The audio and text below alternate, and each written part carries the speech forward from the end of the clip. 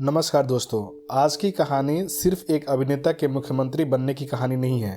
यह कहानी है तमिलनाडु की राजनीति में एक ऐसे मोड़ की जिसे आने वाले कई साल तक याद किया जाएगा।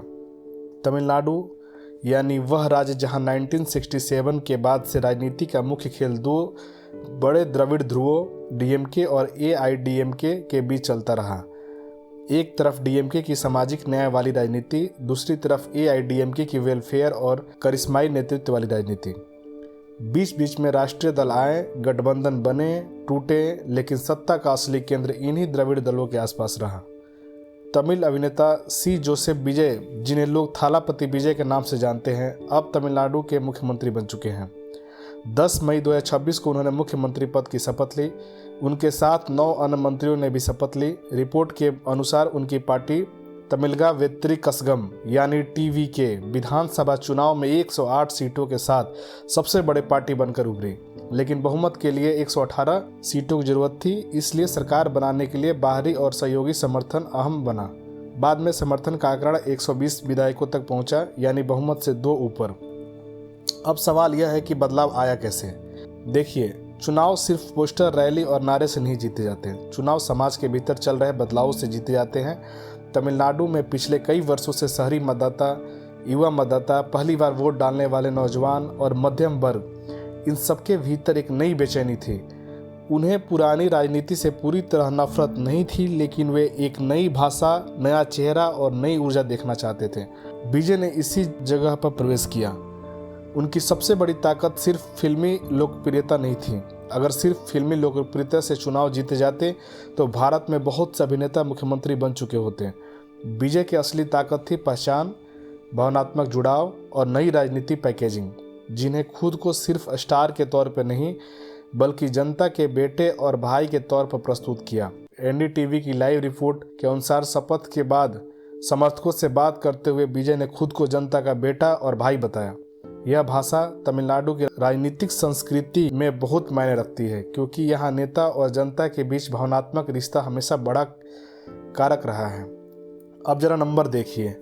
चुनाव आयोग की वेबसाइट पर उपलब्ध 2026 तमिलनाडु विधानसभा चुनाव के रुझान और परिणाम के अनुसार टीवीके को 108 सीटें मिली, डीएमके 59, एआईडीएमके 47, कांग्रेस 5, पीएमके 4 और आईयूएमएल 2 सीटों पर। देखिए, यह डाटा हमें यह साफ तस्वीर देता है। टीवीके सबसे बड़े पार्टी बनी, लेकिन अकेले बहुमत से दूर रही। यानी जनता ने बीजे को सबसे बड़ा जनादेश दिया, लेकिन पूर्ण बहुमत नहीं दिया। इसका राजनीतिक अर्थ बहुत गहरा है। जनता ने बदलाव चाहा, लेकिन साथ ही संतुलन भी रखा। यह एक तरह से तमिलनाडु के मतदाता का संदेश था, नया चेहरा चाहिए, लेकिन लोकतांत्रिक नियंत्रण भी रहेगा। अब यहाँ एक और बात समझिए। तमिलनाडु में फिल्म और राजनीति का रिश्ता नया नहीं है। एमजी रामचंद्रन यानी एमजीआर, जयललिता, करुणानिधि, इन सब का फिल्म लेखन, संवाद और जन संस्कृति से रिश्ता रहा। तमिलनाडु में सिनेमा सिर्फ मनोरंजन नहीं है, यह राजनीतिक संचार का बड़ा माध्यम भी रहा है। विजय उसी परंपरा से आते हैं, लेकिन अंतर यह है कि वे डिजिटल युग नेता हैं। उनकी लोकप्रियता सिर्फ सिनेमाघरों तक सीमित नहीं रही। सोशल मीडिया, फैन क्लब, युवा नेटवर्क और लोकल संगठन ने उन्हें जमीन तक पहुंचाया। इंडिया टुडे की रिपोर्ट के अनुसार टीवीके ने 108 सीटें जीती और चेन्नई क्षेत्र में भी बहुत मजबूत प्रदर्शन किया। रिपोर्ट में कहा गया कि पार्टी ने शहरी सीटों पर बड़ी पकड़ बनाई। यह बात इसलिए अहम है क्योंकि शहरी तमिलनाडु में डीएमके का प्रभाव लंबे समय से मजबूत माना जाता था। अब सवाल ये उठता है कि डीएमके को झटका क्यों लगा। एमके स्टालिन की सरकार के पास संगठन था, पूरा वोट बैंक था, गठबंधन था, लेकिन राजनीति में एंटी इनकम्बेंसी धीरे धीरे जमा होती है। कभी महंगाई से, कभी रोजगार के सवाल से, कभी स्थानीय असंतोष से, कभी नौकरशाही के रवैये से। हम आदमी जब रोज़ सुबह दूध, गैस, बिजली, बस किराया, बच्चों की फीस और नौकरी की चिंता लेके उठता है, तो वह नेता की विचारधारा से ज़्यादा अपने जीवन की कठिनाइयों को देखता है। तमिलनाडु में भी यही हुआ। विजय ने जनता को यह एहसास दिलाया कि वे पुराने सिस्टम से बाहर का विकल्प हैं। यह बात युवाओं को बहुत पसंद आई। लेकिन दोस्तों, यहाँ एक बात और साफ कर दूं, बीजे की जीत तो सिर्फ फैन क्लब की जीत कहना गलत होगा। फैन क्लब वोट में बदल जाए, इसके लिए संगठन चाहिए, बूथ चाहिए, उम्मीदवार चयन चाहिए, लोकल जातीय समीकरण की समझ होनी चाहिए, प्रचार की मशीनरी चाहिए और सबसे ज़रूरी मतदाताओं को यह भरोसा चाहिए कि यह व्यक्ति शासन चला सकता है। यही बीजे की पहली बड़ी परीक्षा होगी, क्योंकि फिल्मी पर्दों पर हीरो 2 घंटे में समस्या हल कर देता है, लेकिन मुख्यमंत्री की कुर्सी पर समस्या फाइल, बजट, कानून, न्यायालय, विपक्ष, अफसरशाही और केंद्र राज्य संबंधों से होकर हल होती है। जनता ने विजय को मौका दिया है, लेकिन अब तालियां नहीं, परिणाम मांगेगी। शपथ लेने के बाद विजय ने शुरुआती फैसलों में 200 यूनिट मुफ्त बिजली, नशा विरोधी विशेष टास्क फोर्स और महिला सुरक्षा के लिए अलग टास्क फोर्स जैसे कदमों पर हस्ताक्षर किए। इकोनॉमिक टाइम्स की रिपोर्ट के अनुसार ये उनके पहले आदेशों में शामिल रहे हैं। अब इस फैसले को आम आदमी की नज़र समझिए। 200 यूनिट मुफ्त बिजली का मतलब है कि छोटे और मध्यम परिवारों के घर का मासिक खर्च कम हो सकता है। भारत में बिजली बिल कोई छोटा मुद्दा नहीं है। एक साधारण परिवार में पंखा, light, mobile charging, TV, fridge ये सब मिलाकर बिल बढ़ता है। अगर सरकार सच में राहत देती है तो यह सीधे रसोई के बजट को छूता है। लेकिन मुफ्त बिजली का दूसरा पहलू भी है, राज्य की वित्तीय स्थिति। सरकार पैसा कहाँ से लाएगी? क्या बिजली बोर्ड पर बोझ बढ़ेगा? क्या उद्योगों पर अतिरिक्त भार आएगा? क्या सब्सिडी लंबे समय तक टिक पाएगी? यही वह जगह है जहां चुनावी वादा और शासन की हकीकत आमने सामने आती है। दूसरा फैसला, नशा विरोधी टास्क फोर्स। तमिलनाडु समेत दक्षिण भारत के कई राज्यों में ड्रग्स और सिंथेटिक नशे का मुद्दा युवाओं और परिवारों के लिए चिंता का कारण बनता जा रहा है। अगर सरकार इस पर सख्ती से काम करती है तो इसका असर सिर्फ कानून व्यवस्था पर नहीं बल्कि परिवारों की सामाजिक सुरक्षा पर भी पड़ेगा। तीसरा फैसला, महिला सुरक्षा टास्क फोर्स। यह राजनीतिक रूप से भी मजबूत संदेश है। आज महिलाओं की सुरक्षा सिर्फ पुलिस का मुद्दा नहीं है, यह सड़क, बस, कॉलेज, कार्यस्थल, डिजिटल स्पेस और न्याय प्रक्रिया इस सबसे जुड़ा सवाल है। अगर बीजेपी सरकार महिला सुरक्षा को जमीन पर लागू कर पाती है तो उसे महिलाओं के बीच लंबे समय पर भरोसा मिल सकता है। अब सवाल यह है, क्या यह सरकार स्थिर रहेगी? यही असली राजनीतिक कहानी शुरू होती है।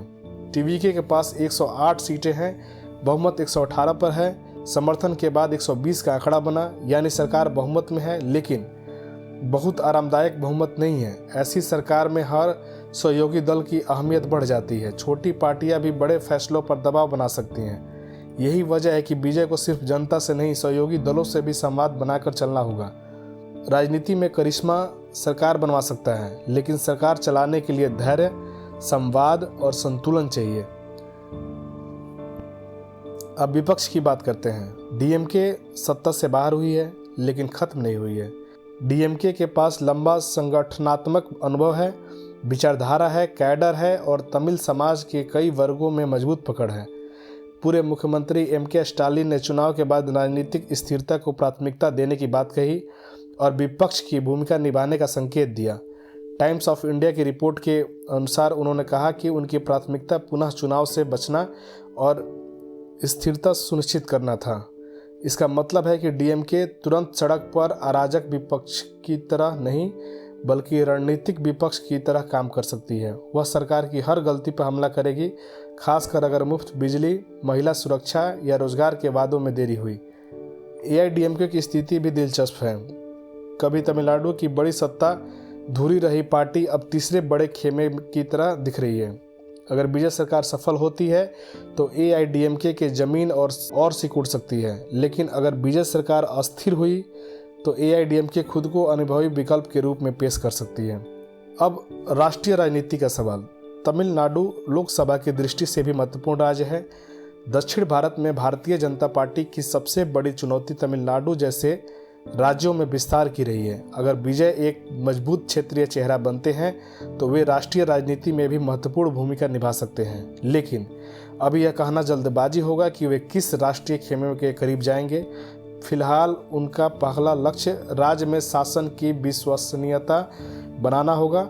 कांग्रेस की स्थिति भी ध्यान देने लायक है। चुनाव परिणामों के बाद गठबंधन समीकरण बदले हैं। कुछ रिपोर्ट्स के में कांग्रेस की भूमिका और समर्थन को लेकर नई समीकरणों की चर्चा हुई है, लेकिन असली सवाल यह है कि कांग्रेस तमिलनाडु में अपने आधार को स्वतंत्र रूप से बढ़ा पाएगी या फिर वह इस किसी बड़े क्षेत्रीय चेहरे के साथ चलने को मजबूर होगी।